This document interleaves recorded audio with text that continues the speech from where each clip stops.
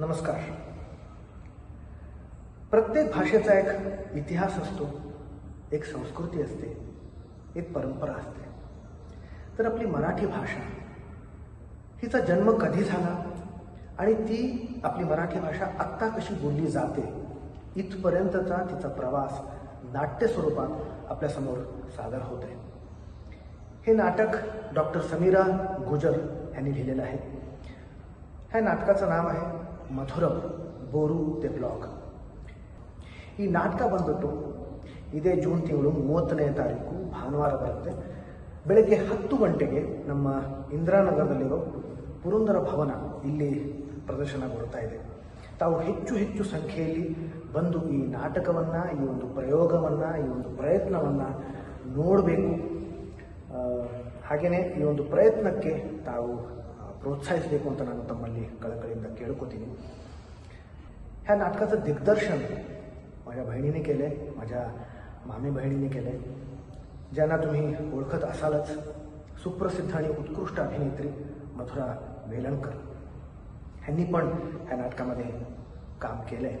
ह्यांच्याबरोबर जुई भागवत आणि आशिष गाडे ह्यांनी पण ह्याच्यात कामं केलेली आहेत.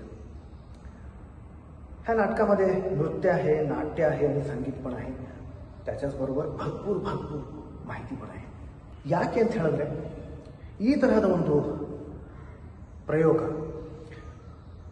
ನಮ್ಮ ಭಾರತದ ಎಲ್ಲ ಭಾಷೆಗಳ ಬಗ್ಗೆ ಆಗಬೇಕು ಅಂತ ನಾನು ಆಶಿಸ್ತೀನಿ. ಅದರಲ್ಲೂ ಕೂಡ ವಿಶೇಷವಾದ ಪ್ರಯತ್ನ ನಮ್ಮ ಭಾಷೆ, ನಮ್ಮ ಕನ್ನಡದ ಬಗ್ಗೆ ಆಗಬೇಕು ಅಂತ ನಾನು ಆಶಿಸ್ತೀನಿ.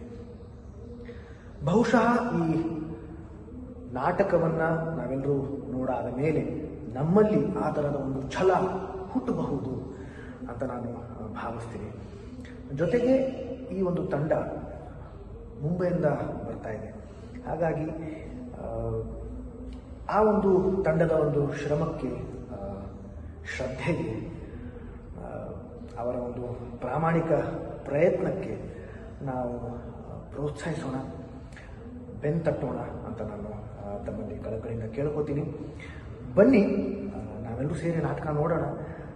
ನನಗೂ ನಿಮ್ಮನ್ನು ಭೇಟಿ ಮಾಡೋ ಒಂದು ಅವಕಾಶ ಸಿಗುತ್ತೆ. ಬನ್ನಿ. ಧನ್ಯವಾದಗಳು.